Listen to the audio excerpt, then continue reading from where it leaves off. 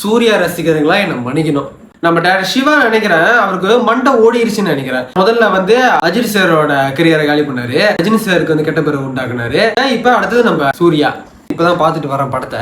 ஹீரோவும் வில்லனும் மாறி மாறி கத்திக்கிட்டே தான் இருக்கிறாங்க. நடிக்கிறாங்க சொல்றதோட கத்துறாங்கன்னு சொன்னா கரெக்டா இருக்கும். அவங்க கத்துன்னு பார்த்தா சொல்லிட்டு படத்துல இருக்க எல்லா கேரக்டரும் கத்திக்கிட்டே தான் இருக்கு. இந்த படத்துல லாஜிக் சீனை பத்தி நம்ம பேசவே வேணாம். சரி, எல்லா படத்திலும் லாஜிக் மிஸ்டேக்னு ஒண்ணு இருக்கதான் செய்யும். படத்துல கதை வந்து எந்த இடத்துல ஒட்டவே இல்லை. பையனோட சென்டிமெண்ட்டை காமிச்சிருக்காங்க, ஒரு ஃபீலே ஆகவே இல்லை. கடைசி கட்டம் வந்து அந்த பையன் அப்படியே தொங்கிக்கிட்டு இருப்பான், அந்த மீன் எல்லாம் கடிக்க பார்த்துக்கிட்டு இருக்கோம். நம்ம சூர்யா சார் வந்து காப்பாத்துறதுக்கு அந்த கயிறை இழுத்துட்டு இருப்பாரு.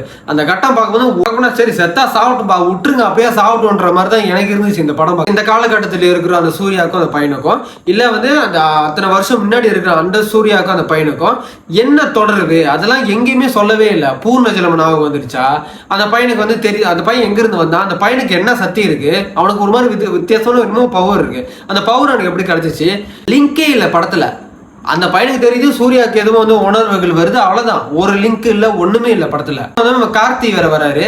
பட்டுக்கு போதான் கதை, ஒண்ணுலே பாதிக்காது போயிருச்சு. இந்த பட்டு வந்து வச்சுக்க மீதி கதை நம்ம செவிடாயிரும் நான் நினைக்கிறேன். ஹீரோவும் வில்லனும் பாத்தீங்கன்னா வா வா வா படம் முழுவதும் வா வா வான்னு கூப்பிட்டுக்கிட்டே இருக்கிறாங்க. அவனை கூப்பிடுற சத்தமே போதும் நம்ம காதை செவிடா போறதுக்கு. சூர்யாவோட நடிப்பை வந்து எந்த இடத்துல குறை சொல்லவே முடியாது. ஏன்னா அவர் உண்மையிலே நல்லாவே நடிச்சிருக்காரு. சூர்யா வந்து நல்ல ஒரு நடிகர். ஆனா தயவு செய்து சிவா மாதிரி ஒரு டைரக்டர் படத்துல அவர் நடிக்கவே கூடாது. படம் வந்து அந்த காட்சிகளா இருக்கட்டும், படத்துல வந்து அந்த கிராபிக்கா இருக்கட்டும், அதெல்லாம் நல்லா சூப்பரா எடுத்திருக்காங்க. படம் நல்லா செலவு பார்த்தாலே தெரியுது. சூர்யா அவ்வளவு கஷ்டப்பட்டு அவ்வளோ எஃபர்ட் எடுத்து அவர் நடிச்சிருக்கிறாரு. ஆனால் எல்லாம் வேஸ்ட்டாக போச்சு.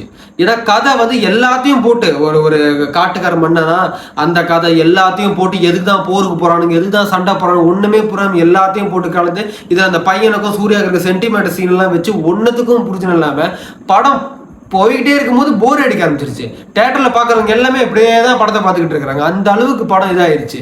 இந்த படம் வந்து பார்க்கலாம், சூர்யா நடிப்புக்காக இந்த படத்தை பார்க்கலாம். ஆனா தியேட்டருக்கு போயிட்டு காது செவடா போனீங்கன்னா அதுக்கு நான் பொறுப்பு கிடையாது.